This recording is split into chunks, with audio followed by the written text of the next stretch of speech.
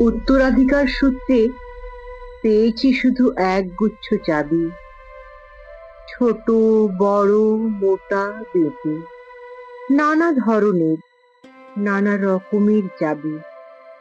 মা বললেন যত্ন করে তুলে রেখে দে।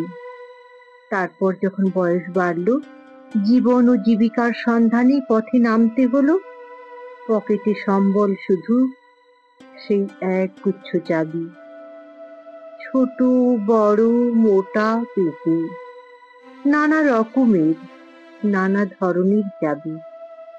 কিন্তু যেখানে যাই সামনে দেখি প্রকাণ্ড এক দরজা, আর তাতে ঝুলছে প্রকাণ্ড এক তালা।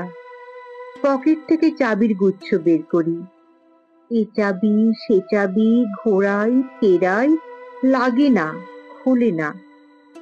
শ্রান্ত হয়ে ঘরে ফিরি, মা দেখেন আর হাসেন, বলেন ওরে, তোর বাবার হাতেও ওই চাবি দিয়ে ওই দরজাগুলো খোলেনি। শুনেছি নাকি তার বাবার হাতে খুলতো। আসল কথা কি জানিস? এসব চাবি হলো হততার, সত্যের, যুক্তির, নিষ্ঠার। আজকাল আর এসব চাবি দিয়ে বন্ধ দরজাগুলো খোলে না। তবুও তুই ফেলে দিস না। তুই যখন চলে যাবি তোর সন্তানদের হাতে দিয়ে যাস এসব চাবির গুচ্ছ।